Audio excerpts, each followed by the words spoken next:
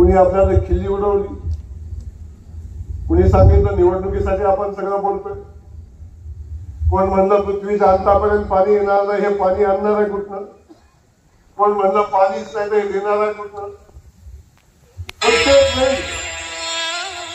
प्रत्येक वेळी आपल्याला हिनवण्याचं काम अनेक नेत्यांनी केलं आणि आपल्या विरोधकांनी केलेलं आपण सगळ्यांनी बघितलं.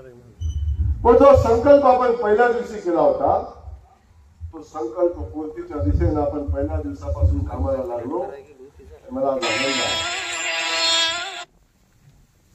आज आमच्या मानखटावच्या मातीतनं कॅनलचं पाणी वाहत आहे. आज आमच्या मानखटावच्या मातीमध्ये ऊसाची शेती होते आहे.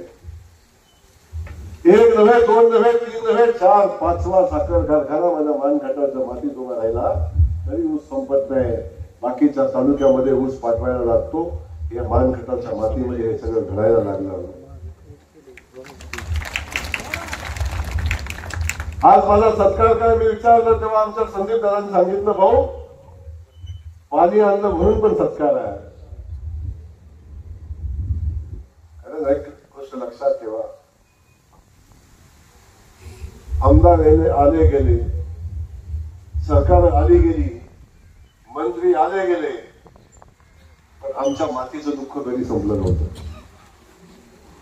आणि जो संकल्प आपण 2009 साली केला म्हणून मी पुन्हा सांगतो की जो संकल्प आपण केला होता या मातीमध्ये आपल्याला कॅनलचं वाहणारं पाणी घेऊन यायचं आणि आपण सगळ्यांनी अनुभवलं, बघितलं. आज प्रचंड मोठा मे महिना आहे, प्रचंड मोठं ऊन आहे, प्रचंड मोठं दुष्काळी परिस्थिती अनेक भागामध्ये आहे. आणि गावडे डॉक्टर साहेब आज माझ्या मानखटावच्या महाराजानं टेकड्यानं, दऱ्यानं, उड्यानं, नाल्यानं आज पाणी वाहते. ही आज मानखटावच्या मातीची परिस्थिती आज आहे. मी दुपारी भोजलिंगाच्या डोंगरावर गेलो होतो. शिवाजीराव आपण गाडीमध्ये होता, आप्पासाहेब तुम्ही गाडीमध्ये होता. आणि भोजलिंगाच्या डोंगरावर जशी जशी माझी गाडी वर जात होती तशी तशी भरलेली तलाव, भरलेले बंधारे आपण सगळेजण डोळ्यानं पाहत होतो आणि कॅनलचं वाहणारं पाणी आपण सगळेजण बघत होतो. मुरमोडीचं पाणी 2.5 महिन्यापासून वाहते माझ्या मानखटावच्या मातीमध्ये. तसं पाणी 3.5 महिन्यापासून अव्याहतपणे वाहत आहे. 2.5 महिना झाला माझ्या मान तालुक्यातनं वाहत आहे. शेकटापूरचं पाणी कधी स्वप्नात वाटलं नव्हतं की हे पाणी आमच्या मानखटावच्या मातीत येईल. अनेकदा त्या कामाचं भूमिपूजन झालं, बोगदा शिरवलीत, भूमिपूजन भांडवलीत, असंही अनेकदा झालं. पण आज आपण बघतोय ते काम आपण हातामध्ये घेतलं. 22 किलोमीटरचा बोगदा पूर्ण झाला. त्याचं पाणी नदीत आले, धरणात आलं आणि ते पाणी आमच्या मानगंगेमध्ये आम्ही सोडलं होतं. पहिल्यांदा पाणी सोडलं तेव्हा असंच म्हणजे आता देवळीपर्यंत आले, पुढे कुठं आले, खाली कुठं आले, मागं कुठं आले, कायम शंका उपस्थित केल्या. पण ते पाणी मान नदीतनं आलं आणि देवापूरचा तलाव कर्णान पाणी खाली वाहिलं तेव्हा कधी म्हणायला लागला, अरे हे तर नदीत आलंय, अजून आमच्याकडे कुठं आले. तेव्हा हे कधी म्हणायला लागले, नदीत आलं अजून आमच्याकडे कुठं आलंय. मी संकल्प केला होता की हे पाणी आलं नाही तर मी विधानसभेची निवडणूक लढवणार नाही. या भाजराने पाईपी दगड आणि पोती घालून पाईपा पॅक केल्या, इथे पाणी आणायचा कार्यक्रम केला, पण तरी सुद्धा पाणी थांबलं नाही. तरी सुद्धा पाणी थांबलं नाही. आमच्या हवालदारवाडीपर्यंत पोहोचलं, पूर्ण क्षमतेनं पोहोचलं नव्हतं. पूर्ण क्षमतेनं पोहोचलं होतं, पोहोचलं तिथपर्यंत. पण आता हे पाणी आता पूर्ण क्षमतेने येणाऱ्या 2-3 दिवसामध्ये ते चालू होईल आणि या भागातल्या सगळ्या भागामध्ये मारडी पासून सगळा जो पट्टा, हवालदारवाडी पासून पर्यंत सगळा जो पट्टा आहे, संभूखेड पासूनचा, या सगळ्या पट्ट्यामध्ये पाईपलाईनचं पाणी आपण आता येणाऱ्या 2-3 दिवसामध्ये त्या मोटर आपण चालू करतो.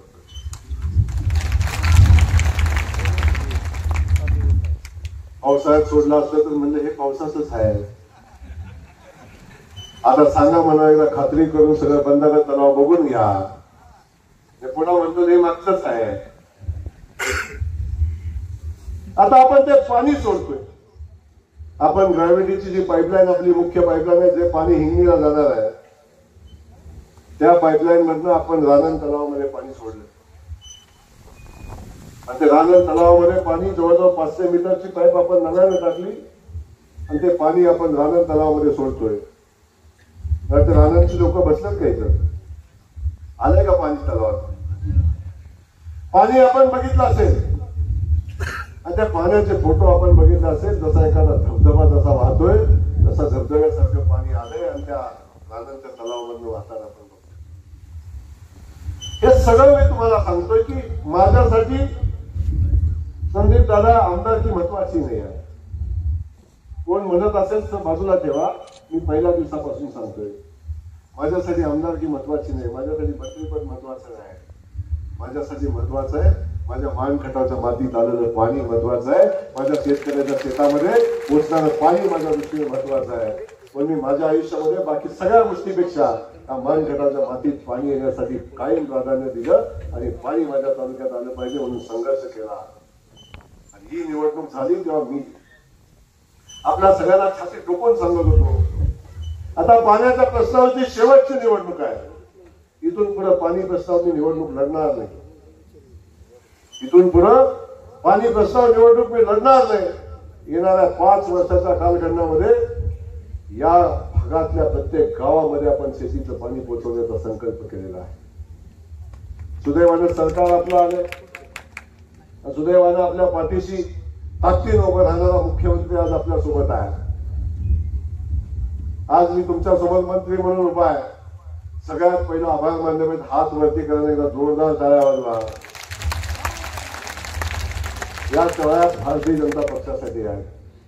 ज्या पक्षाने माझ्यासारख्या सामान्य कुटुंबातल्या एका युवकाला, शेतकऱ्याच्या पोराला मंत्री केलं, नाही तर कुणाला केला असतो? एखादा संस्थानिक राजा महाराजा, एखादा कुठला तरी खासदाराचा आमदाराचा पोरगा सोडला असता आणि त्याला मंत्री केला असतं. पण भारतीय जनता पक्षानं जयकुमार गोरेला मंत्री केलं. आणि दुसऱ्या एकदा पुन्हा एकदा हात वरती करा आणि जोरदार टाळी वाजवा. आणि ही टाळी आहे देवेंद्र फडणवीस साहेबांसाठी, ज्या नेत्याने माझ्यासारख्या सामान्य कुटुंबातल्या युवकाच्या पाठीशी कायम ताकद उभी केली आणि त्याला ग्रामविकास खात्याची जबाबदारी दिली. म्हणून यासाठी आपण एकदा देवेंद्र फडणवीस साहेबांचे आपण आभार मानतो. आजपर्यंत इतिहास आपण सगळ्यांनी बघितलेला आहे. आम्हाला सन्मान मिळाला नाही, मान मिळाला नाही, कधी कुणाचं कौतुक झालं नाही, या मातीचं कधी कौतुक झालं नाही. अरे महाराष्ट्राची स्थापना झाल्यापासून या मातीत कधी मंत्रीपद मिळालं नाही. ना खटाव तालुक्यात ना मान तालुक्यात कधी मंत्रीपद मिळालं नाही. एकदा आपल्या जानकर साहेबांना मिळालं होतं, जानकर साहेबांना. पण आज सगळ्यात कधी या भागाचा सन्मान झाला नव्हता. आता सन्मान झाला आणि सुदैवानं खात्याची जबाबदारी दिली, ती ग्राम विकास खात्याची जबाबदारी दिली की ज्या खात्यामध्ये जन्माला आल्यापासून स्मशानभूमीत जाईपर्यंत लागतं ते सगळं मिळतं. जन्माला आल्यावर लागतं तिथून सुरुवात होते आणि स्मशानभूमीत जाईपर्यंत ज्या ज्या गोष्टी लागतात ते सगळ्या या खात्यातनं देता येतात. अशा पद्धतीचं खातं आज ग्रामविकास खातं आदरणीय देवेंद्र फडणवीस साहेबांनी माझ्या सारख्या नवख्या माणसावर विश्वास टाकला. वास्तविक हे खात्याची जबाबदारी अनुभवी माणसाला मिळते. ज्याने 1, 2, 3 वेळा मंत्रीपद भोगलंय अशा माणसावरची जबाबदारी असते. परंतु माझ्या नेत्याला विश्वास आहे की हे पोरगा ताकदीने काम करेल आणि या खात्याचा सन्मान वाढवेल. मी पहिल्यांदा मंत्री झालो आणि त्या दिवशी मुक्काम केला. मी साहेबांना सकाळी 9 वाजता घरी भेटायला गेलो आणि भेटायला गेल्यावर मी साहेबांना भेटलो, साहेबांचे आशीर्वाद घेतले. तर साहेबांनी मला 2च वेळी सांगितल्या, जय खूप मोठी जबाबदारी आहे आणि खूप विश्वासाने मी तुझ्यावर दिलेली आहे.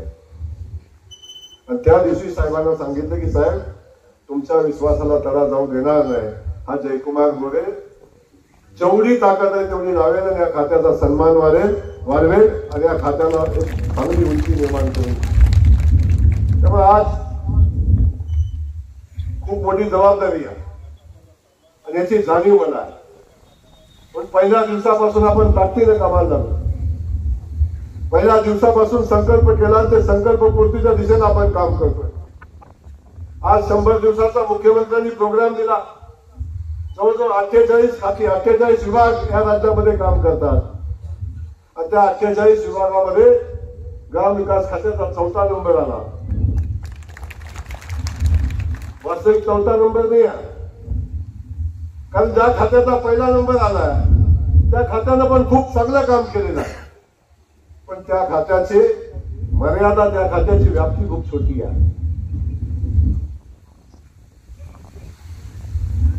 मंत्रालयाच्या भाषेत सांगायचं म्हटलं तर 8 डेस्क असणारं ते खातं, 2 नंबरला खातं आलं ते 9 डेस्क असणारं खातं, आणि ज्या ग्राम विकास खात्याचा मी मंत्री आहे त्या खात्याचे 45 डेस्क आहेत.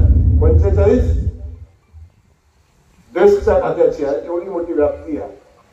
त्या प्रचंड ताकदीने आपण काम केलं. सुदैवानं जबाबदारी आली आणि पहिली जबाबदारी माझ्यावर आली. 20 लाख घरं मोदीजींनी मंजूर केली. आदरणीय देवेंद्र फडणवीस साहेबांनी त्यासाठी प्रयत्न केले आणि फडणवीस साहेबांनी पहिली जबाबदारी माझ्यावर टाकली होती की जे 20 लाख घराची मंजुरी 45 दिवसात द्यायची आहे. 20 लाख घराची मंजुरी 45 दिवसात द्यायची आहे. फक्त मंजुरी द्यायची नाही तर त्याचा किमान 10 लाख घराला पहिला हप्ता द्यायचा आहे.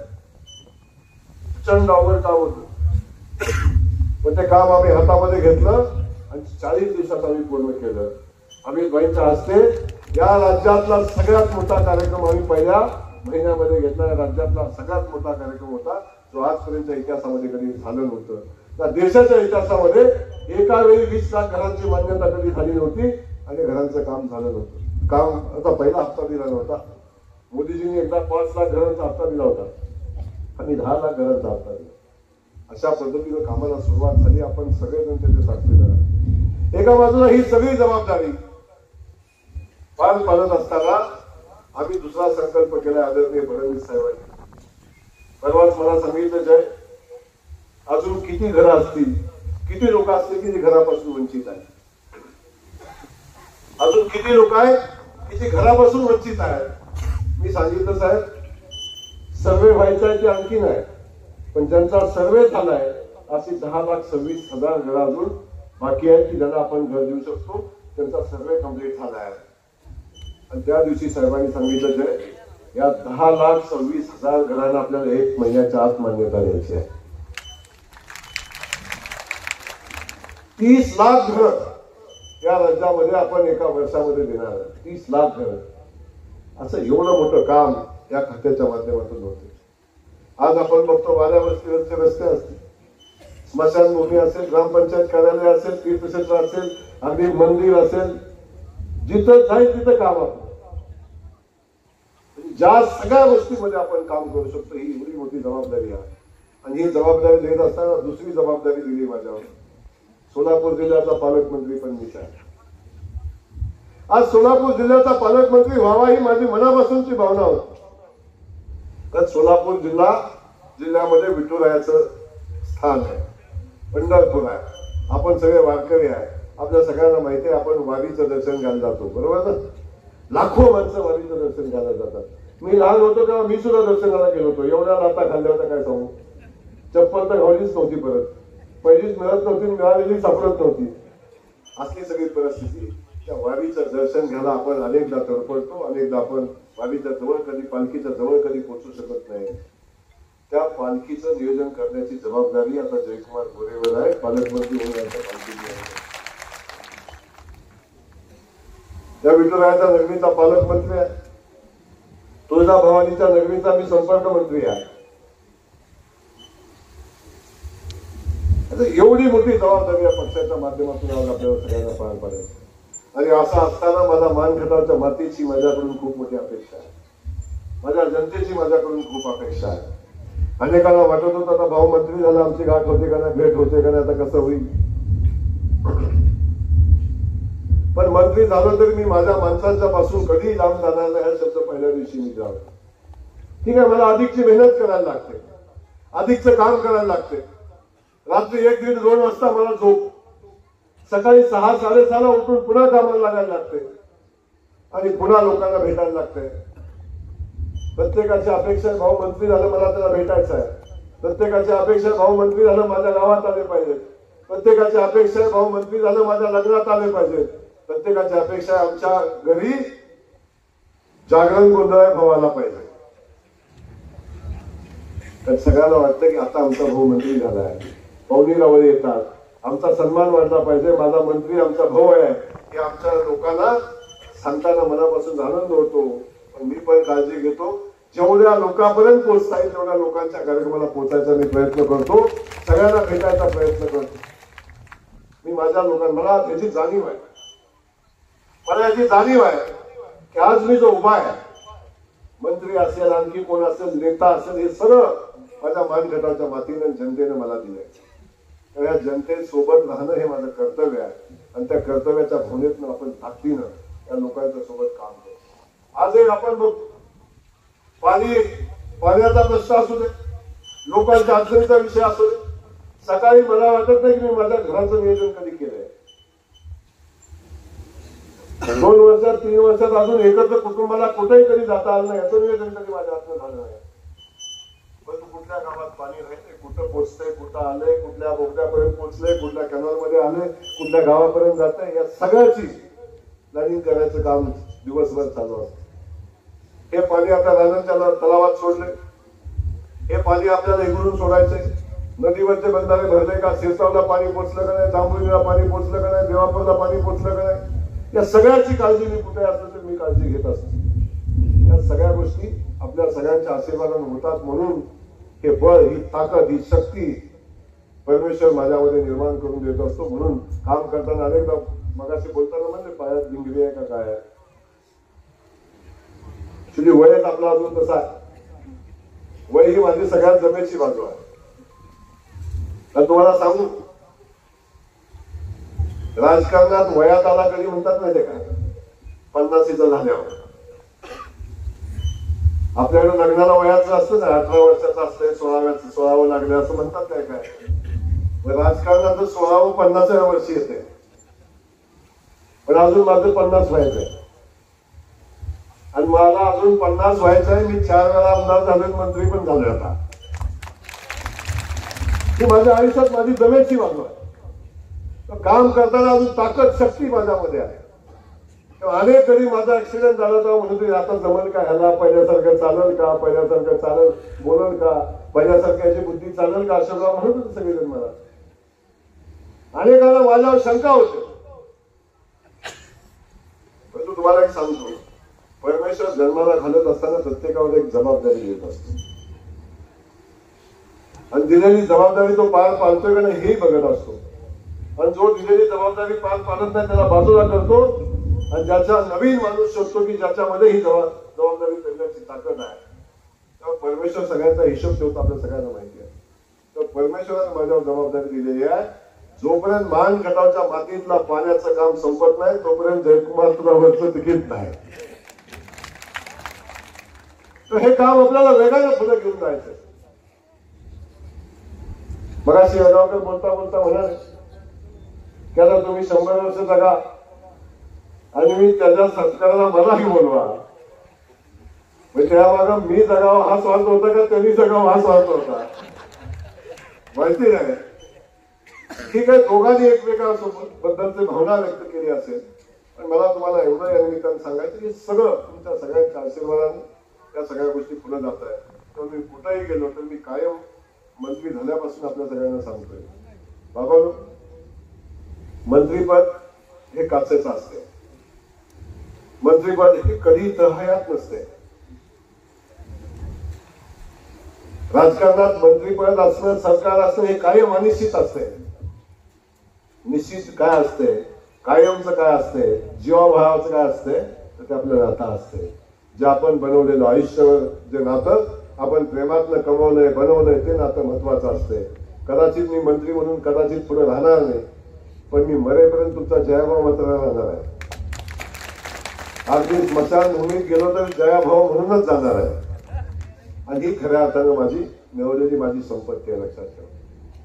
पैसे माझ्या किती अकाउंटला कोण बघणार नाही, माझ्या गाड्या किती आहेत कोण बघणार नाही. माझे विरोधक बघतील याची गाडी कुठल्या नंबरची आहे, कुणाच्या नावावर आहे, घर कुठं आहे, हे सगळे बघतील. पण जनता कधी ते बघत नाही. माझी संपत्ती कोण बघणार नाही, गाड्या कोण बघणार नाही, घरदार कोण बघणार नाही.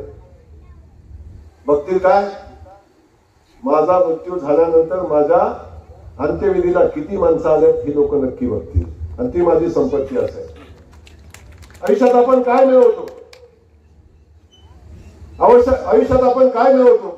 आपण गेल्यानंतर जेव्हा माणसाच्या मनाला वाईट वाटतं, आपण गेल्यानंतर पारा बसलेली माणसं म्हणतात या बिचाऱ्यानं पाणी आणलं, या बिचाऱ्यानं लोकांची सेवा केली, या बिचाऱ्यानं कधी कुणाचं वाईट केलं नाही. या भावनाचे लोक जेव्हा आपण नसताना बोलतात, ती आपली संपत्ती असते. तुझ्या बँकेत असलेली संपत्ती नसते.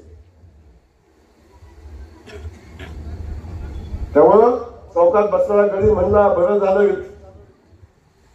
गेलं. ही वेळ आपल्यावर येऊन याची काळजी आपण घ्यायची असते.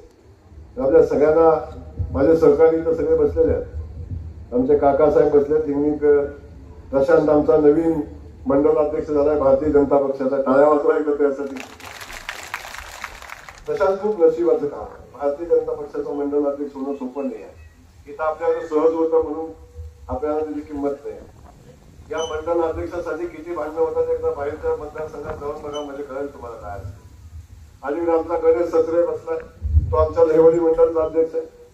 अतुल दादा आहेत, अर्जुन दादा. पहिल्या दिवसापासून ज्या लोकांनी माझी साथ दिली, मला ताकद दिली, अशी काय प्रामाणिकपणे माझ्या भूमिका मांडणारे लोक आहेत. अर्जुन दादा असेल, आमचा अतुल दादा असेल, आप्पासाहेब आता आहेत, शिवाजीराव आहेत, पोपटराव आता आपल्या सोबत आले. पण एक पोपटराव, मला याचा आनंद आहे. पोपटराव, तुम्ही जिथं तुम्ही होता तुम्ही प्रामाणिकपणे काम केलं, घर जाऊन केलं, मला माहिती आहे. आपण नानासाहेब पोपटराव, नानासाहेब आपण एवढ्या ताकदीनं त्यावेळी काम केलं, आपलं घर जाऊन काम केलं. पण जिथं होता तिथं प्रामाणिक होता. आणि मला आता अभिमान आहे की नानासाहेबांसारखा एक सहकारी मला मिळाल्याचा आनंद मला आहे. आणि हा सहकारी माझ्यासोबत असताना त्याची भूमिका आहे की भाऊ तुम्ही काम करताय, तुम्ही आमच्या भागामध्ये पाणी आणताय, आता तुम्ही एवढं सगळं करत असताना आम्ही बाजूला का थांबावं, अशा पद्धतीची भूमिका त्यांनी मांडली. आणि त्यांनी सांगितलं की भाऊ आता आम्ही तुमच्या सोबत आहे. कधीच मी कधी म्हणलं नाही आमच्या पक्षाचे आहे. ते स्वतः माझ्याकडे आले. आमचा काय कोण होतो त्याला बेदांतर बालाजी घेऊन आमचा बाहेर. सगळीच माणसं आहेत. डॉक्टर साहेब आमच्या इथं बसले, संजय गांधी आहेत आमचे. डॉक्टर साहेब ही सगळी माणसं माझ्या पाया आहे माझी. या माणसांनी आयुष्य घालवलं त्यांचं, 20-20 वर्ष घालवले जयकुमार गोरेसाठी. बंडू आमचा पलीकडे बसलाय, माझ्या सोमनाथ बसलाय, अखिल बसलाय, ही सगळी पक्का असेल, आमचा काका असेल, सतीश असतील किंवा दादा आमचा माझा बसलाय. ही सगळी डॉक्टर आमचे बाळासाहेब आहेत, आमचे काकासाहेब आहेत. तिकडे पलीकडे आमचा अमोल, पलीकडे आमचे कदम डॉक्टर बसले, विलास आमचा बसलाय, शिर्के सर आहे, अंकुश आहे. अंकुश तर राजकारणात आता वयात सुद्धा आला नव्हता तेव्हा ते राजकारणात होता. असे अनेक गडे आहेत. माझा आमचा फुटबॉलकर बसलाय, सुखदेव. ही सगळी टीम एवढीच नाही, अशी अनेक मोठी टीम आहे. आणि कधी कोण मला सोडून गेलं नाही आजपर्यंत. माझी ताकद काय सर, 20 वर्षात एक कार्यकर्ता मला माझा कार्यकर्ता जो मी तयार केला तो कधी मला सोडून गेला नाही. जो आहे पुन्हा बसली सगळीच आहेत. आणि जो मला सोडून गेलाय डॉक्टर साहेब, जो मला सोडून गेलाय ना त्याचा सत्यानाश झालाय. मी सांगतो म्हणून नाही, मी बोलतो म्हणून नाही, खरंच आहे. पण त्याला मी कधी शाप दिला नाही, समजून घ्या. माझा विरोधक असला तरी मी कधी चुकीचं वागलो नाही. माझ्याकडे किती ताकद आली म्हणून मी कधीतरी त्याला अडचणीत आणण्याचा प्रयत्न कधी केला नाही. माझे सहकारी मला कधी कधी म्हणतात, भाऊ तुम्ही ह्याला अडवत नाही, त्याला अडवत नाही, हे वाळ उचलतोय, तो असं करतोय, ते तसं करतोय. पण मी कधी तो विचार मी केला नाही. कायम लोकांना प्रेमानं जिंकण्याचा मी प्रयत्न केला.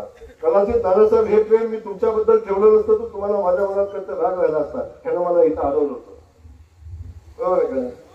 पण माझा विरोधक सुद्धा म्हणतो कधी या माणसानं आम्हाला त्रास दिला नाही. आणि ही माझी ताकद आहे, माझी ताकद आहे. अगदी सदाशिव तात्यांच्या पासून तात्या या गटाचं नेतृत्व, या जिल्ह्याचं नेतृत्व, या मतदारसंघाचं नेतृत्व तात्याने केलं असेल. ठीक आहे, अवश्य आमचं राजकीय वय असेल, पण ते वय कधी आम्ही कुटुंबापर्यंत कधी नेलं नव्हतं. आणि हाच फकरा होता तात्याच्या हयातीत सांगत होता की राजकारणाचा बंदा रुपया सदाशिव तात्याचा आहे. हे सांगण्याची जाणच जयकुमार गोरेमध्ये होते का ते मोठे पण मी कधी मान्य केलं, कायम मान्य केलं ते मोठे पण, कारण त्याच्यामध्ये ती क्षमता होती. फक्त आज माझ्याकडे सगळी साधन शक्ती आहे म्हणून मी राजकारण करतोय. पण जेव्हा साधन शक्ती नव्हती, तेव्हा तात्यांनी राजकारण केलं. अवश्य त्या लोकांनी त्यांना तेवढा मान दिला नाही, सन्मान दिला नाही, तेवढा विकास करायची संधी दिली नाही. कारण त्या लोकांची भावना, त्या प्रस्थापितांची भावना आपल्याबद्दल कधीच चांगली नव्हती. ना मातीबद्दल ना तात्यांच्या बद्दल कधीच चांगली नव्हती. फक्त तात्यांचा राजकारणात वापर या लोकांनी करून घेतला, हे मी खेदाने या ठिकाणी सांगितलं. मी तात्याला दोष देतो, परंतु दोष त्या परिस्थितीला देतो की ज्या परिस्थितीमध्ये आमची ही अवस्था असायची.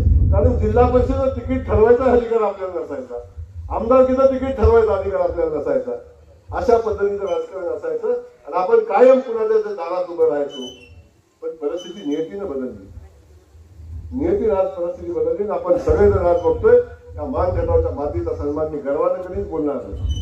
प्रचंड मेहनतीनं, ताकदीनं, विश्वासानं, पक्षाचा विश्वास संपादन करून, नेत्यांचा विश्वास संपादन करून ही ताकद आज आपण निर्माण केली की अनेक विधानसभा मतदारसंघातल्या लोकांना तिकीट मागायला मान खटावमध्ये यायला लागतं. ही माझ्या मान खटावच्या मातीची ताकद आहे. गर्व नाही मला याचा, अभिमान आहे मला याचा की या माझ्या मातीला मी सन्मानाने उभी केली, या मातीमध्ये ही ताकद निर्माण केली, याचा मला अभिमान आहे. म्हणून आपल्या सगळ्यांना मी मनापासून एवढंच सांगेन, राजकारणात कोणी कितीही मोठा झाला तरी सुद्धा आपल्या माती आणि आपल्या लोकांना कधी विसरायचं नसतं. आणि जो आपल्या मातीला लोकांना विसरला ना, राजकारणात त्याची माती व्हायला पण वेळ लागत नाही, लक्षात ठेवा. आणि लोक मला म्हणतात की भाऊ तुम्ही मतदारसंघात एवढं पाळताय, पहिल्यापेक्षा जास्तच पाळायला लागलाय. पण माझ्याकडून अपेक्षा लोकांच्या आहे सगळ्या, माझ्या कुटुंबाच्या अपेक्षा. मला बघतोय माझी कुटुंबाची अगदी मुलीची माझ्या आजही म्हणजे अगदी पुण्यात वाटत आहे, ती पुण्यातच राहते. पण मुंबईला 4 वेळा जाऊन आलो तर मला तिच्याकडे जायला जमत नाही, कारण रात्री 12 वाजता माझं याचं टायमिंग असतं, जायचं 1 वाजता असतं. परिस्थिती आहे. अनेकदा कुटुंबातली लोक नाराज होतात, अनेकदा कुटुंबाच्या लोकांना वाटतं की ह्याला सगळ्यांसंग बोलायला टाइम आहे, आमच्या संग बोलायला टाइम आहे. राग आहे माझ्या सगळ्यांचा.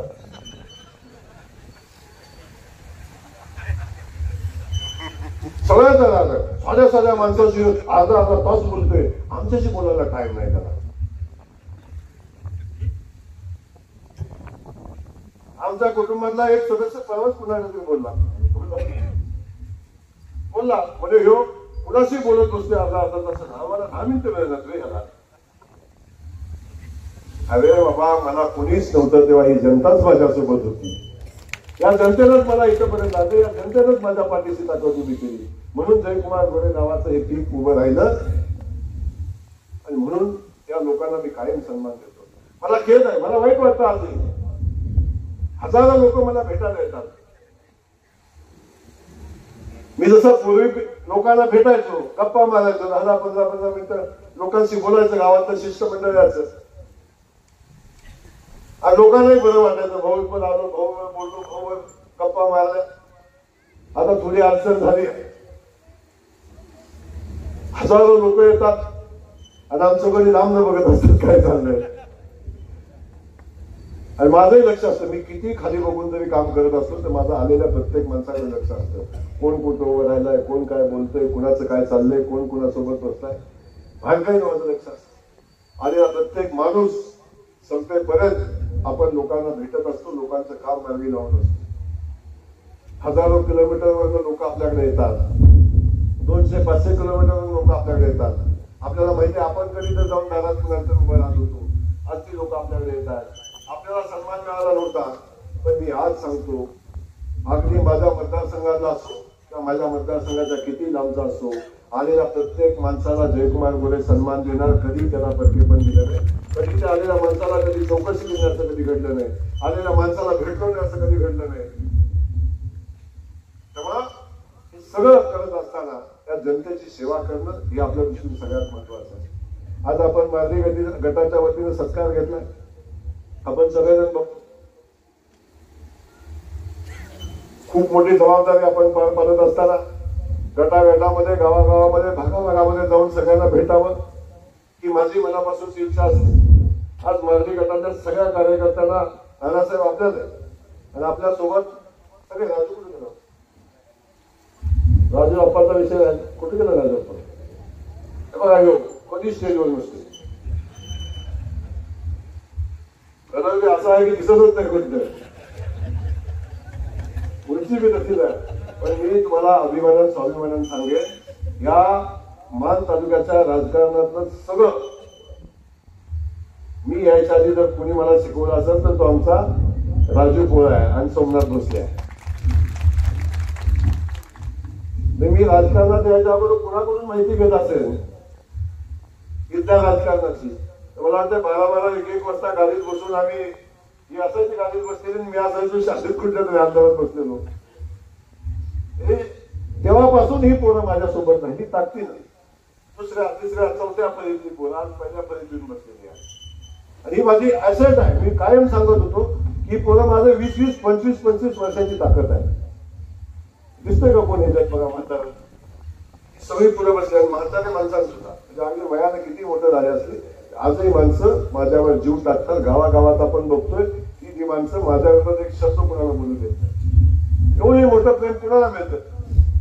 कुणाला मिळतं? ते जयकुमार गोरेला मिळतं आणि याचा मला मनापासून अभिमान आहे. म्हणून आपल्या मार्गीकरणाला मी मनापासून धन्यवाद देईन की ठीक आहे, मला थोडासा वेळ कमी मिळतोय, आता माझी जागा मॅडम घेत असते. माझ्या उपस्थितीत दादा होते तेव्हा दादा लग्न करायचे, कार्यक्रम छोटे मोठे करायचे, मॅडम काय करायचे. आता सगळी जबाबदारी तिच्यावर पडते, तिलाही खूप पळायला लागतं. पण ही सगळी माणसं खूप ताकदीने काम करतात. मी का सांगितलं असेल, माझ्या आयुष्यामध्ये अनेक लोकांचं मोठं योगदान आहे. कार्यकर्त्यांचं सगळ्यात मोठं योगदान वडिलांचं होतं, पण माझी पत्नी तेवढ्या ताकदीनं माझ्या पाठीशी कायम उभी राहते. चांगल्या प्रसंगात, अडचणीच्या प्रसंगात अशा केसेस झाल्या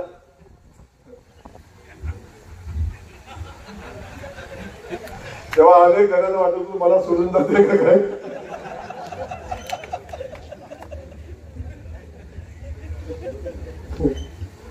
पण तेवढ्या बाबतीत मी सुखी आहे बाबा. तेवढा विश्वास कायम माझ्यावर आहे. कधी कधी माझ्यापेक्षा अधिकचं पुढं जाऊन कधी तिने जाणवलं नाही आणि कधी तिने मला विचारलं नाही हे काय. एवढा विश्वास, एवढी ताकद पाठीशी उभं करणार कुटुंब माझ्यासोबत, याचाही मला मनापासून आनंद आहे. आणि ह्या मान गटावरचं कुटुंब ताकदीनं माझ्यासोबत उभं राहतं, याचाही मला मनापासून आनंद आहे. त्यामुळे आपण बघतो हा नियतीचा केला, जसा सत्तेचा ताम्रपट कधीच कुणाच्या डोक्यावर राहत नाही. दिवस पूर्वेला उगवला तर कधीच तो पूर्वेला राहत नाही, कधी डोक्यावर येतो, कधी पश्चिमेला जाऊन मावळतो. कायम अशीच परिस्थिती कधी राहत नाही. आपण सगळ्यांनी बघितलंय. तेव्हा मी कायम सांगत आलो आजपर्यंत की बाबांनो, आपण जे पुण्य केलंय ते आपल्यासोबत राहतं आणि जे पाप केलंय, जे पाप आपण केलंय ते पूर्वीचा इतिहास आपल्या सगळ्यांना माहिती आहे. जे पाप केलंय ते फेडण्याची जबाबदारी नातवा पंतोवर याची, आजा पोटाला याचा, पंजा पोटाला याचा ही परिस्थिती होती. आणि हे मी खूप दिवसापासून सांगतोय, लक्षात ठेवा. आणि माझं प्रत्येक वाक्य हे आतून आलेलं असतं, म्हणून ते कधीतरी सत्यात येतं, सत्य होतं. ते आतून आलेलं वाक्य असतं. मी कायम सांगत होतो की बाबांनो, यमानं जी.आर. काढलाय, यमानं जी.आर. काढलाय की आता पोटा बिटाला याचं मी बंद केलंय. आता पोटा बिटाला याचं बंद केलंय. किंवा स्मशानभूमीत जायच्या आधी फेडल्याशिवाय याला स्मशानभूमीत नेणार नाही. आता यमानं जी.आर. काढलाय. त्यामुळे फलटण पासून सगळ्यांचा हिशोब आता होतोय.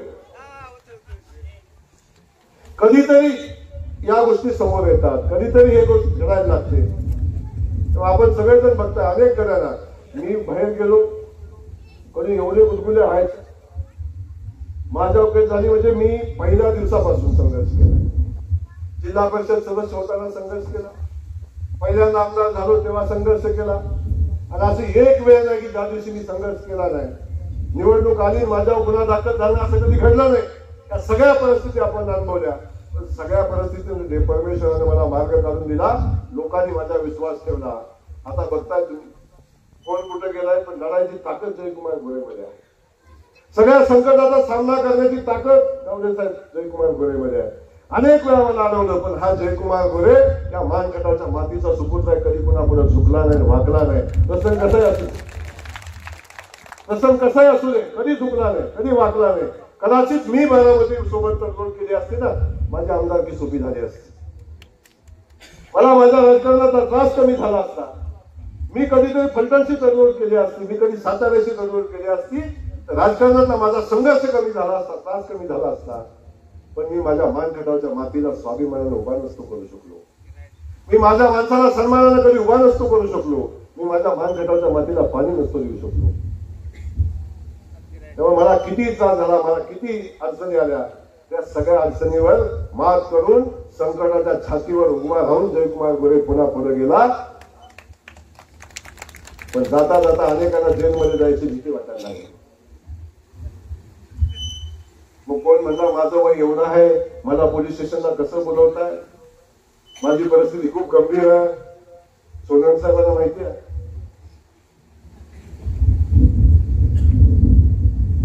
आणि कोण माझ्यावर प्रसंग येतोय म्हणून कुठं कुठं निरोप देतोय. मी इथनं पुढे निवडणुकीला उभाच राहणार नाही, पण एवढा मिटवून घ्या.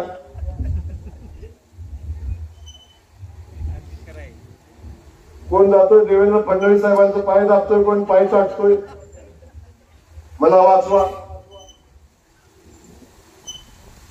हा तुमच्या पुढे उभा राहिलेला जयकुमार गोरे कसलाही प्रसंगाला कुणाच्या दारात कधी मदत मागायला गेला नाही. परिस्थितीशी संघर्ष केला जयकुमार गोरे,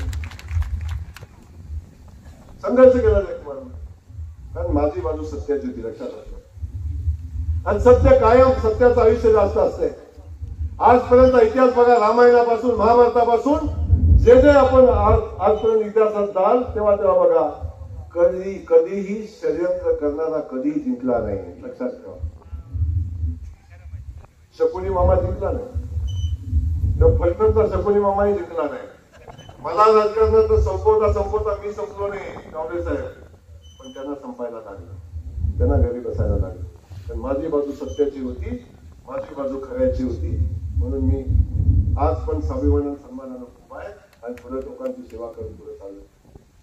त्यामुळं अनेक प्रसंगांचं पुढे जात असताना मला एवढंच आपल्याला सांगायचं. आजही मी सांगतो, अनेकांना काळजी आहे, अनेकांना केसमध्ये आहे का नाही पण जामीन घेऊन ठेवले काही नाही.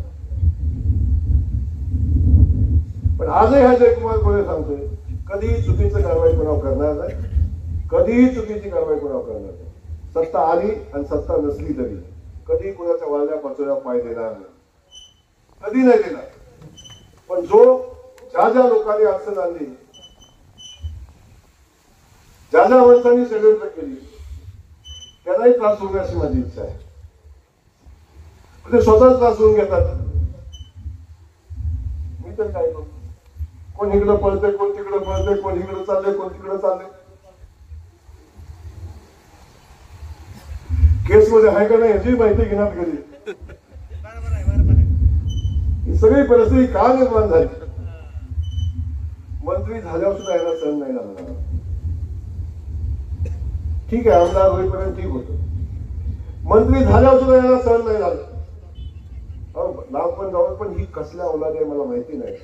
माणूस म्हणून आपण जगतो, माहिती, आपण माणूस म्हणून जगतो. दुश्मनाच्या घरी सुद्धा एखादा माणूस गेला तर त्या कुटुंबाचा आपण आदर करतो. किमान दुःखातनं बाहेर पडेपर्यंत तरी त्या कुटुंबाच्या पाठीशी आपण राहतो किंवा त्याच्या दुःखात आपण राहतो. अरे माझ्या बापाचा 10वा सुद्धा साल्यांनी करू दिला नाही. 10व्याच्या आधी जयकुमार गोरे षडयंत्र केलं आणि जयकुमार गोरेला बदनाम करायचा प्रयत्न केला. धावा सुद्धा झाला नव्हता माझ्या वडिलांचा. किमान 10 दिवस होईपर्यंत डॉक्टर साहेब वाट नाही बघितली. काय अजून 3 दिवस थांबलं असतं, बिघडलं असतं काय? 3 दिवसांनी सेकंड करता आला असतं नाही. ही सगळी परिस्थिती आहे. म्हणून काळ कुणाला माफ करत नाही लक्षात असतं. तर मला माझ्या दुश्मनाला सुद्धा माझं सांगणं आहे, माझ्या विरोधकालाही सांगणं आहे, बाबांनो चांगलं जगा. कुणाचंही वाईट करून कधी आपलं चांगलं होत नाही. कुणाचं वाईट चिंतून आपलं काय चांगलं होत नाही. आणि चांगलं करायचं असेल आणि तुम्हाला जयकुमार वगैरे घरी बसवायचं असेल तर तुम्हाला प्रामाणिकपणे वागायला लागेल, सत्य घेऊन लोकांच्या सोबत जायला लागेल, लोकांची सेवा करायला लागेल, तरच घडेल. षडयंत्र रचून जयकुमार घोडे कधी थांबणार नाही. आणि षडयंत्रातनं कधी कोण जिंकला नाही हे निमित्तानं आपल्याला सांगितलं. तर माझी आपल्या सगळ्यांना विनंती आहे, बाकी सगळ्या गोष्टी जाऊ दे, पण आपण जे प्रेम, आपण जे आशीर्वाद, जी ताकद पाठीशी उभी केली, अशीच ताकद आपल्या पाठीशी राहू द्या. अजून खूप आपल्याला करायचं आहे, खूप करायचं आपल्याला. आता तर पाणी आणले, अजून इकडे पाणी आणायचंय, बाकीच्या भागात पाणी द्यायचंय, अजून MIDC उभी करायची, लोकांच्या हाताला काम द्यायचंय, माझ्या मानखटाच्या मातीला स्वाभिमानानं सन्मानानं उभी करायची आणि जगाच्या स्पर्धेमध्ये माझा मानखटा उभा राहिला पाहिजे ही भूमिका घेऊन आपल्याला काम करायचं. जगाच्या स्पर्धेमध्ये बारामतीची स्पर्धा करत असताना आपण मी अनेकदा काही गोष्टी मी बोलत होतो. कोणाला बारामतीचा द्वेष होता म्हणून मी कधी बोलत नव्हतो. अनेकदा मी म्हणायचो कधी विकास झाला असं होईल जेव्हा बारामतीच्या मुलीचा बाप माझ्या मानखटावमध्ये येऊन मानखटावच्या मुलाच्या बापाला विचारेल की माझी पोरगी तू करतोस का. तेव्हा लोकांना गमतीनं वाटायचं. लोक म्हणायची बारामती टीका करायला बोलतोय. अजिबात नाही बोलणार डॉक्टर साहेब, अजिबात नाही. पण मी आज सांगतो, लिहून ठेवा, आता सुरुवात झालेली आहे, पण अजून 4 वर्षानं बारामतीचं बाप मानखटावमध्ये पोरगी द्यायला मागे लागतील. बारामती पोरगी द्यायला मानखटावमध्ये मागे लागतील. कारण बारामतीच्या शेतकऱ्याला जमीन आहे 2 एकर 1.5 एकर आणि जिथं कर्जाचा कॉलम असतो तिथं घ्यायला जागा नाही आहे. कर्जाच्या कॉलम मध्ये जागा नाही आहे.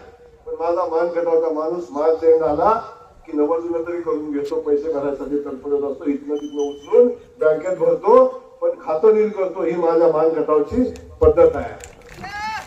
ही ताकद माझ्या मानखटावमध्ये, हे प्रामाणिकपणा माझ्या मानखटावमध्ये आहे. आणि माझ्या मानखटावचा सातबारा आहे, गुंठेवाडीत नाही आहे, एकरात आहे. कुणाची 5 एकर, कुणाची 10 एकर, कुणाची 20 एकर, कुणाची 30 एकर, कुणाची 40 एकर. आणि आता जेव्हा पाणी येईल तेव्हा त्याच्या सोन्याच्या किमतीची जमीन आहे. आणि तेव्हा बारामतीचं कधी शोधत येतं, मिळते का कुठं बघा, मिळते का कधी बघा. ही परिस्थिती आहे. म्हणून मी कायम विश्वासानं सांगत होतो, स्वाभिमानानं सांगत होतो की ही परिस्थिती आपल्याला निर्माण करायची आहे. दिली असती का बारामतीची मुलगी तुमच्यात देतं का कोण? देतं कोण? फलटण मला तरी होतो का तयार? इकडची घेऊन जातो सगळं, आपल्याकडे देतो कोण? कुणी नाही देत आपल्याकडे. पण आता बघा लाईन लागत. ही परिस्थिती आपल्याला निर्माण करायची लक्षात ठेवा.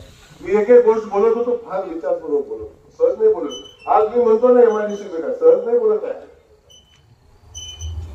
10 वर्षाचं विजन डोळ्यासमोर आहे. मला 10 वर्षात इथली MIDC फुलवायची आहे. फक्त MIDC तर आताही मंजूर आहे माझी, पण 10 वर्षात मला MIDC फुलवायची आहे, मोठी करायची आहे. या भागामध्ये कारखानदारी उभी करायची आहे आणि आमच्या लोकांच्या हाताला, युवकांच्या हाताला काम द्यायचं आहे. ही ताकद आपल्याला उभी करायची आहे. कारण विकास ही प्रक्रिया 2 दिवसाची 5 दिवसाची नसते, ही निरंतर असते. म्हणून ही प्रक्रिया आपल्याला पुढे घेऊन जायचं आहे. म्हणून आपल्या सगळ्यांना माझी विनंती आहे, जरी मी मंत्री झालो तरी तुमच्यासाठी तुमचा भाऊच आहे आणि कायम असाच राहील. फक्त तुमचे आशीर्वाद राहू द्या. थोडं चुकलं वागलं तर समजून घ्या, कधी गर्दीत लक्ष नाही गेलं तरी समजून घ्या, तुम्ही तुमचाच पोरगा आहे. आणि कधी जाणीवपूर्वक माझ्या हातून काय होणार नाही. कामात असताना डोक्यात थोडं व्याप असतं, विचार असतात, सगळ्याच गोष्टी असतात. तेव्हा थोडस तुम्ही समजून घ्या. अगदी चुकलं तर कानाला धरान सांगा, भाऊ माझ्याकडे काल बघितलं नाही, पण रुसू नका. धरा कानाला, धरा हाताला सांगा, भाऊ मी आलतो काल नाही बघितलं माझ्याकडं. तुमचा अधिकार आहे, तुमचा हक्क आहे, पण रुसून घरी बसू नका. कारण ही पोरं तुमच्या लक्षात ठेवा, याचा अधिकार तुमचा आहे. आधी तुमचा म्हणून बाकीच्यांचा, बायकोचा पण नंतर.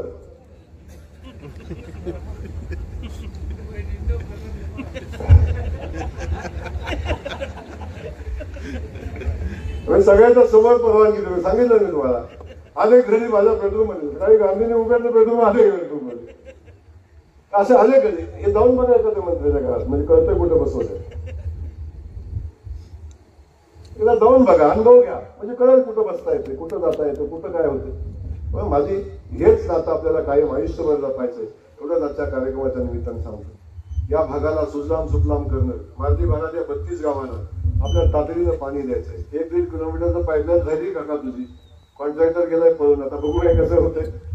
उद्या परवा मी बैठक बोलवलेली आहे. 1.5 किलोमीटर पाईप टाकली की आपल्याकडे पाणी पण पुन्हा याच वर्षी देणार काळजी करू नकोस याच वर्षी देणार आहे. आणि या भागात इकडची जी गाव आहेत आपल्या अलीकडची गाव आहेत त्यांना येणाऱ्या 2-4 दिवसात आपण त्यांची मोटरचं बटन दाबतोय. या सगळ्या गोष्टी आपण ताकदीनं करू एवढंच आजच्या दिवशीने आपल्या सगळ्यांना सांगेल. खूप प्रेम खूप ताकद खूप आशीर्वाद आपण सगळ्यांनी दिले. आपल्या सगळ्यांना धन्यवाद. खास करून हा कार्यक्रम एवढा सुंदर ठिकाणी होतो. आणि आता बघा तू काय आता बघा आपण असल्या ठिकाणी कार्यक्रम घेतला कोण म्हणेल का दुष्काळी भागातला आहे.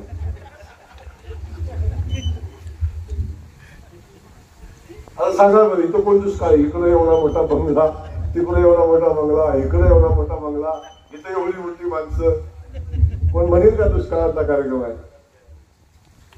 पण ही परिस्थिती तुम्ही समजून घ्या. आज बारामतीत गेला ना तर एवढी माणसं बसा पुण्यातल्या बंगल्यावर जागा नाही मिळणार आमच्या मानगटामध्ये मिळणार. ही सगळी परिस्थिती आज आपण सगळ्यांनी मिळून निर्माण केलेली आहे. आपल्या सगळ्यांना मनापासून धन्यवाद. दादासाहेब आपल्याला मनापासून धन्यवाद की आपण एवढा सुंदर कार्यक्रम आपल्या या ठिकाणी घेतला. कार्यक्रम घ्यावा म्हणून नेत्याला मागे लागायला लागतं. ते कार्यक्रम घ्या सत्काराचा कार्यक्रम घ्या पण आमच्या मानगटाच्या मातीतले माझे सगळे सहकारी सगळेजण म्हणतात भाऊ कार्यक्रम आम्हाला घ्यायचा तुमचा सत्कार करायचा. आता सत्कार करणं आणि सत्कार घेणं मला आवडत नाही ठीक आहे. पण ज्या लोकांनी एवढी प्रचंड मेहनत केलेली आहे ज्यांनी मला मंत्री म्हणून बघण्यासाठी एवढी मेहनत घेतली आणि एवढं डोळ्यात पाणी आणून त्यांनी एवढी वाट बघितली त्या लोकांना माझा सत्कार करताना जर आनंद होत असेल तो आनंद देण्याचं काम मी करतो. मला सत्कार घ्यावा म्हणून मला कधी वेगळं काय वाटत नाही तर माझा सत्कार करण्यासाठी या सगळ्या गोष्टी नसतात. पण प्रचंड मेहनत डॉक्टर साहेब इथे येण्यासाठी माझ्या सहकार्याने घेतली आणि मला मंत्री म्हणून बघायचं माझ्या अनेक या सगळ्या जनतेचं डोळं भरून मला मंत्री म्हणून बघण्याची मनापासून इच्छा होती. आणि त्या लोकांना मंत्री म्हणून आपला भाऊ पुढे आलेला बघायचा असतं म्हणून हा कार्यक्रम घ्यायचा बाकी दुसरा काय उद्देश नाही. त्यातलं काय फार मोठं मिळतं गदामी आधी काय मिळालं हे काही विषय नाही. विषय याच्यातनं जो प्रेम जो जिव्हाळा जे नातं आपलं तुमचं माझं आहे हे वाढवणं हे दूर करणं हाच याचा उद्देश असतो. म्हणून हा कार्यक्रम आपण घेतला. सगळ्या या गटातल्या माझ्या सगळ्या सहकार्यांना मी मनापासून धन्यवाद देतो. आणि जाताना एवढंच सांगतो पत्रकार बंधू आमचे बसलेले आहेत. पत्रकार बंधू तर कायम माझ्या पाठीशी असतात पण जेवढं दाखवण्यासारखं आहे तेवढंच दाखवा बाकी मी बोलून सोडून द्या. बायको बोलवलं दाखवू नका. पण आपल्या सगळ्यांना मी मनापासून एवढंच सांगेन की हे सगळं करत असताना आपल्या सगळ्यांची साथ सोबत आहे. परंतु 15 तारखेला आपण रांजण तलावामध्ये पाण्याचं पूजन घेतलं. पाण्याचं पूजन आपण का घेतो अनेक जण म्हणतात जयकुमार गोरे सारखंच पाण्याचं पूजन घेते. त्याला काय करायचं पाण्याचं काय करणार आहे त्याला. त्या पाण्याचं पूजन आपण एवढ्यासाठी घेतो की ते पाणी पुजल्यानंतर सुद्धा देवाची पूजा का करतो. ते पाण्याची पूजा नाही ते कृष्णामाईची पूजा आहे. कृष्णेचं पाणी येते तेव्हा आमच्या रानन तलावात आलं दुष्काळी भागात आलं त्याची पूजा आपण करतो. जेव्हा देवाची पूजा करतो ना तेव्हा देव खुश होतो आणि पाण्याची पूजा केल्यावर पाणी पण खुश होतो.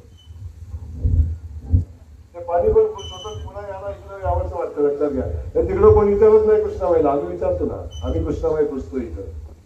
ती कृष्णामाई आपल्याला आली त्या पाण्याचं पूजन आपण करणार आहे. आणि त्यासाठी या राज्याचे जलसंपदा मंत्री ज्यांच्याकडे पाण्याचं खातं आहे ते राधाकृष्ण विखे पाटील साहेब 15 तारखेला 5 वाजता रानंदमध्ये येणार आहेत. आणि त्यांच्या स्वागताला पाण्याच्या स्वागताला आपण सगळ्यांनी याचे मार्दी गटातच पाणी येणार आहे लक्षात ठेवा. ते बाकी काय कुणी याचं कारण नाही. कार्यक्रम घ्यायची जबाबदारी मार्दी गटाची आहे. आणि ते सगळं पाणी तुमच्याच गटात येणार आहे तुमच्याच गावात येणार आहे. आपण सगळ्यांनी ताकदीने त्या कार्यक्रमाला याल ना. कोण पण याला आदर करा म्हणून याला कोण राहिला तर देव बघून गेलं. सगळ्यांनी आपण स्वागताला पाण्याच्या स्वागताला या. कारण त्या मंत्र्यांना जेव्हा आपण इथं आणतो तेव्हा पुढची 4 कामं आपण त्याला सांगत असतो. लक्षात ठेवा. ते पाणी पूजन करायला मी मंत्रीच आहे आता. त्या मंत्र्याला इथं आणतो, आपला स्वार्थ असतो त्यामध्ये. त्याला आणायचं, पाणी दाखवायचं, आपला भाग दाखवायचा, दुष्काळ दाखवायचा. आणि जेव्हा आपला दुष्काळ दाखवतो ना, आपला भाग दाखवतो, आपल्या लोकांनी पाण्याचं केलेलं स्वागत दाखवतो ना, तेव्हा त्याला आणखीन काम करायची इच्छा होती. फडणवीस साहेबांनी 2 कार्यक्रम बघितले. एवढ्या ताकदीने आपण त्यांचं स्वागत केलं.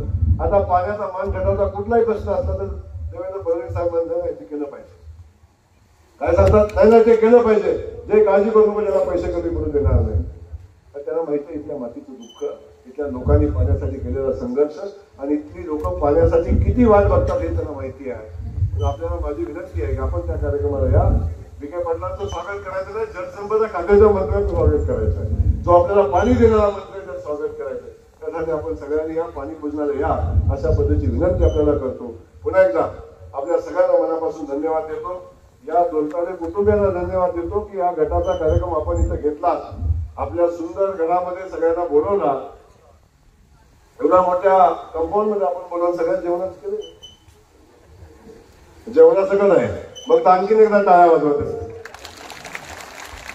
त्यांना त्यांचे कुटुंबीय त्यांनी माझं मनापासून स्वागत केलं. सगळ्यांना मी मनापासून धन्यवाद देतो. थांबतो. जय हिंद, जय महाराज. अशाच नवनवीन अपडेटसाठी आमच्या खबर गावाकडच्या या चॅनेलला सबस्क्राईब करा. आमचे व्हिडिओ लाईक करा आणि शेअर करा. धन्यवाद.